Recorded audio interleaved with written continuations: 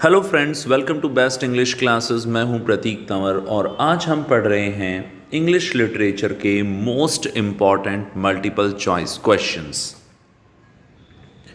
यकीनन UGC net जैसे जितने भी एग्ज़ाम्स होते हैं वहाँ पर एंडलेस सिलेबस होता है। इतने सारे सिलेबस को बुक्स की सहायता से कवर करना एक बहुत ही मुश्किल टास्क है। तो इसमें आपके लिए मददगार हो सकते हैं इस तरह के वीडियो लेक्चर जिसमें इम्पॉर्टेंट एमसीक्यूज़ को डिस्कस किया जाता है। बुक से बहुत ज़्यादा पढ़ना कई बार बोरिंग भी होता है, पर वीडियो लेक्चर्स की मदद से जहाँ कोई हमारे साथ इन चीज़ों को डिस्कस करता है, चीज़ें ईजी होती हैं। तो हमारी इस सीरीज़ में हम लोग कुछ मोस्ट इम्पॉर्टेंट क्वेश्चंस जो बार बार रिपीट होते हैं उन्हें हम डिस्कस करने वाले हैं। तो आइए शुरू करते हैं। हमारा फर्स्ट क्वेश्चन है, the pre Raphaelite poets were mostly indebted to the poets of. Pre Raphaelite poets किसके शुक्रगुजार थे? तो रोमांटिक रिवाइवल जो टाइम था, जो रोमांटिक रिवाइवल यानी पुनर्जीवन, उन लोगों के बहुत ज़्यादा शुक्रगुजार थे प्री रेफेलाइट पोइट्स। क्वेश्चन आया हुआ है कई बार। नेक्स्ट है, O you are sick of self love, who is referred to in these words in 12th Night. तो 12th नाइट के अंदर O you are sick of self love ऐसा किसे कहा गया है? सही आंसर है मालवोलियो। तो ये प्ले आपने पढ़ा ही होगा, शेक्सपियर का लिखा हुआ प्ले है। मालवोलियो को कहा जा रहा है O you are sick of self love. Next question है, हैमलेट इनमें से कौन है?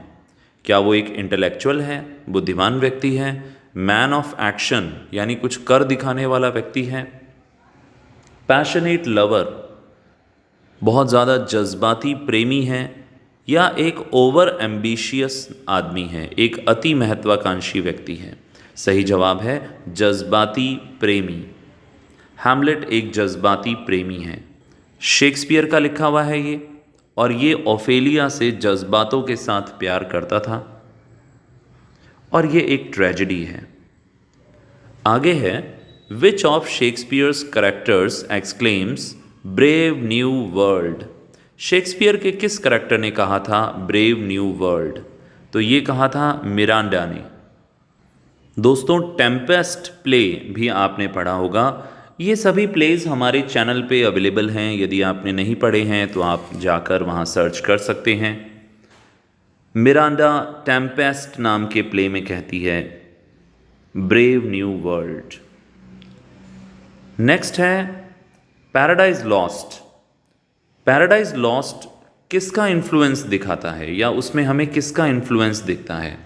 जॉन मिल्टन का लिखा हुआ है पैराडाइज लॉस्ट, और इसमें हमें क्रिश्चियनिटी और रेनेसा इन दोनों का इन्फ्लुएंस देखने को मिलता है। नेक्स्ट है, पैराडाइज लॉस्ट की स्टाइल जो है वो लैटिन ज़्यादा है, ज़्यादातर पोएम्स के मुकाबले उसका जो स्टाइल है वो लैटिन लैंग्वेज से प्रभावित है। अगला है, प्राइड एंड प्रेजुडिस में ऐसा कौन सा करैक्टर है जिसे हम शुरुआत में डिसलाइक करते हैं पर बाद में हम उसे पसंद करने लग जाते हैं? तो दोस्तों, जैन ऑस्टन का लिखा हुआ है ये। इसकी जो मेन एक्ट्रेस है, जो मेन प्रोटैगनिस्ट है, वो है एलिजाबेथ। डार्सी उसे पहले प्रपोज करता है पर वो मना कर देती है। तो डार्सी के जो शुरुआती करेक्टरिस्टिक्स हैं, तो उस वजह से रीडर्स भी उसे पहले पसंद नहीं करते, पर बाद में वो हमें अच्छा लगता है। नेक्स्ट है, हैमलेट के अंदर, हैमलेट में वो कौन था जो हमें सजेस्ट करता है that one should neither be a lander nor a borrower, कि हमें ना तो उधार देने वाला होना चाहिए और ना ही उधार लेने वाला होना चाहिए? तो वो करेक्टर था पोलोनियस। हैमलेट आपने ज़रूर पढ़ा होगा, शेक्सपियर का लिखा हुआ है ये भी। नेक्स्ट है, शेक्सपियर का हेनरी फोर्थ पार्ट 1, उसमें किस बात की चर्चा है? उसमें पैट्रियटिज्म की चर्चा है, देशभक्ति की। नेक्स्ट है, इनमें से शेक्सपियर की सबसे अर्लीस्ट कॉमेडी में से कौन है?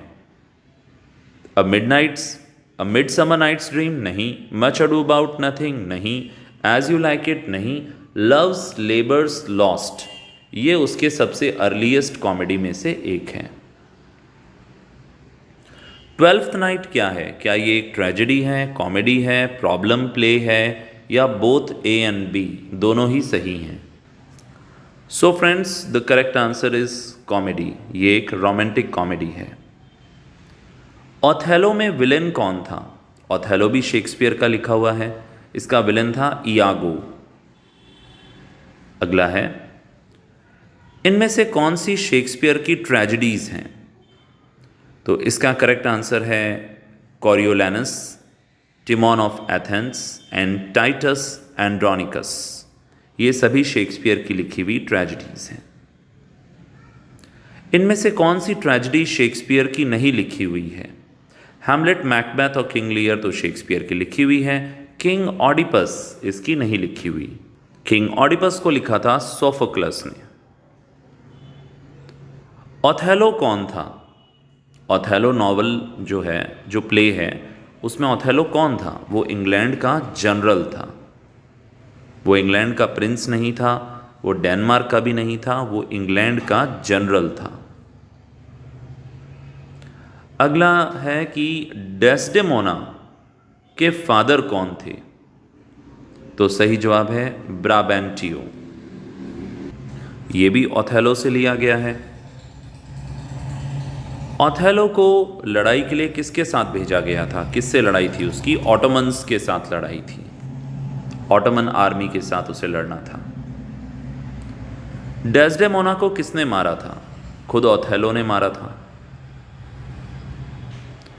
ओथेलो ने डेस्डेमोना को क्या चीज़ दी थी as a token of love? तो उसने अपना रुमाल दिया था उसे। सही जवाब है हैंकरचीफ। नेक्स्ट है, डेस्डेमोना कौन थी? ओथेलो की वाइफ थी। A man can die but once, ये कोटेशन कौन से प्ले में से लिया गया है? हेनरी फोर्थ के पार्ट 2 में ये कोटेशन आता है, a man can die but once. I have no other but a woman's reason, I think him so because I think him so. ये शेक्सपियर के कौन से प्ले में आता है? The two gentlemen of Verona. ये प्ले भी हमारे चैनल पे अवेलेबल है। हमारे चैनल पे 800 से ज़्यादा वीडियोस अभी अवेलेबल हैं और आप उन्हें देख सकते हैं। ये एक फेमस कॉमेडी है शेक्सपियर की लिखी हुई, the two gentlemen of Verona.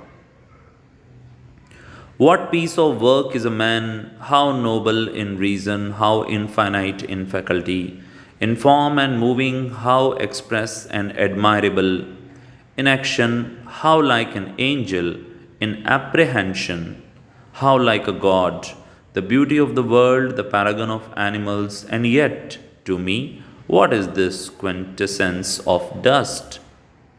ये हैमलेट के कौन से एक्ट में से ली गई हैं ये लाइंस? तो एक्ट 2 के अंदर जो सीन 2 आता है उसमें ये लाइंस आती हैं। हैमलेट की माँ का क्या नाम था? गर्ट्रूड। हैमलेट की माँ का नाम था गर्ट्रूड। अब आज का लास्ट क्वेश्चन है, ये जो कैरेक्टर्स हैं ये कौन सी स्टोरी में हैं? एपिमेंटस, एल्सिबाडस, फ्लैवियस, लुकुलस और सैम्प्रोनियस। तो ये टाइमन ऑफ एथेंस से हैं। सो फ्रेंड्स, जो टाइमन ऑफ एथेंस है वो विलियम शेक्सपियर और थॉमस मिडल्टन का लिखा हुआ प्ले है। ये उसके अर्लीस्ट कामों में से एक है। सो आज के लिए बस इतना ही। मुझे उम्मीद है आपको ये क्वेश्चंस पसंद आए होंगे। यदि हाँ तो हमारे चैनल को ज़रूर सब्सक्राइब करें, वीडियो को लाइक करे बिना ना जाएं और अपने क्लासमेट्स के साथ इसे शेयर भी करें। इस सीरीज़ को आप ज़रूर फॉलो करें। बहुत सारे इंपॉर्टेंट MCQs मैं आपके साथ डिस्कस करूँगा। All the best for your exams. Thank you so much.